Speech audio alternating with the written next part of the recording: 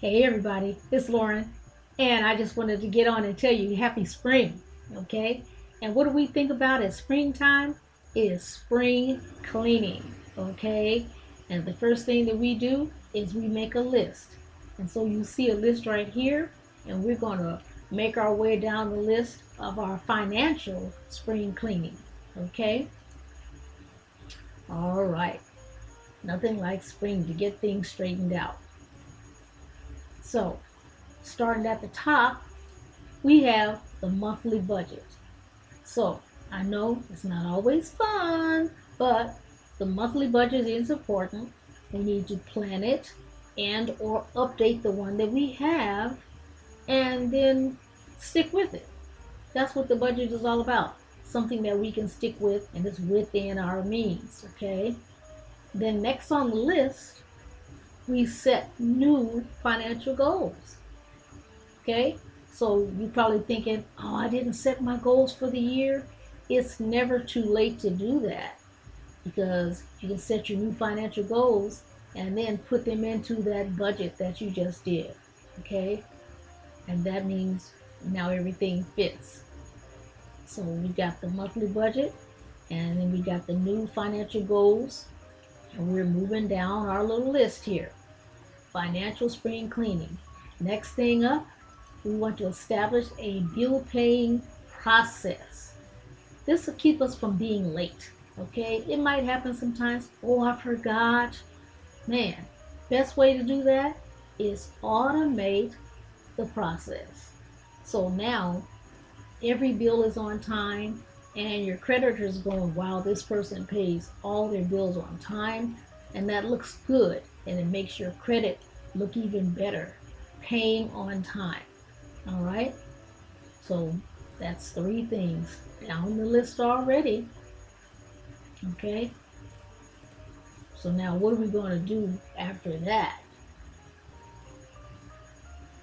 We've got the budget, we've got the goals, and we've got the process automated. So now we're going to review all insurance policies. And when we say all, we mean your life insurance policies, also your health insurance policies, your auto, and your home insurance policies. On the life, we want to make sure we have enough coverage for our needs, make sure we're not paying too much money, and then, of course, health, make sure it's covering all that we need, medications and things. On the auto and homeowners, make sure that we've tweaked that to cover all the bases, okay? So review all insurance policies. That's important. Moving on down the line. So you're doing good. We're going down this list. That's why it's good to make one. Okay. So what's next though? Shred old, outdated documents. Now you know all documents have a lifetime of time that you have to keep them. It might be 3 years. It might be 7 years. It might be 10 years. Once you've reached that time frame, then you no longer have a need for those documents. That's just excess paper. But we need to shred it and then get it out of there. Get it on out of there, okay? All that paper needs to go. All right, we are 5 steps down the list already. Wow, okay? So once we've done that, we've got another thing on the list. Cancel unnecessary and unused subscriptions. Now, you know, they dangle the carrot in front of us and say, oh, we've got this movie by this set here. You can only see it here. Or you can only see this sports channel over here. And they wave that at us and we go, oh, I want to see that. I want to see that. But when's the last time you watched your most favorite movies on one of those 5 or 6 subscriptions that you got? Cancel the unnecessary, unused subscriptions. They add up. Could be 50, could be 100 or more dollars that you could apply to your budget. Okay?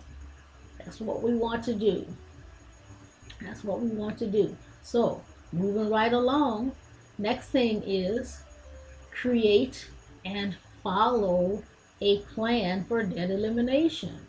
Wow, that list note is right on time because if we save some money on those subscriptions, we can apply it to our debt elimination because we want to be debt free, right? So if we create and follow a plan for debt and in debt elimination, then that's going to get us closer to being debt free. When you pay off one bill, apply that payment to the next bill. When you pay off that next bill, apply those two payments to the next, and so on. And it just keeps going. And what's happening is it is accelerating you out of that debt like you will not believe. It's going to save you years on your debt, and it's going to save you interest that you're not paying now because you have walked your way on out of there. Okay? So what's next after that? Almost done with the list.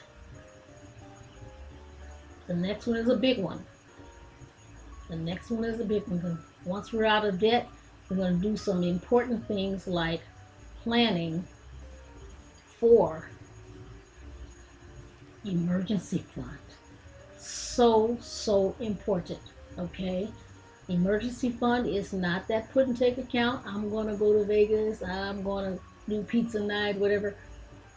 That's a different money. Emergency fund is if the refrigerator or the car breaks down, that's where you're going to go to get the money. If you have that money there, you don't have to press a credit card, and you do not have to disrupt your short-term account where you might be saving for a house, you might be saving for a new car. You don't want to disrupt that. And then most importantly also, you do not want to disrupt your retirement goals by dipping into that money.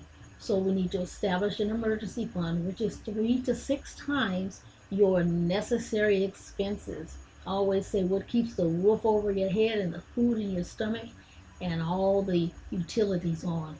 Those necessary expenses. Okay? So we made our way down the list: the budget, the goals, automation, checking policies, shredding, canceling, creating, and planning. Now, I know you say, wow, Lauren, that is quite a list. How can I do it all? Well, what you can do is get yourself a complimentary financial needs analysis. Call it an FNA. Okay? With that FNA, you will be able to go step by step. Because one thing we do know, nothing happens overnight. But if you just take your time, get a plan, step through it, you can get it done. Now, all you have to do is DM me or call me for an appointment today, 424-225-1958. I'm here to serve. Okay? Look forward to speaking with you very soon. Have a great one. Talk to you soon. And again, happy spring.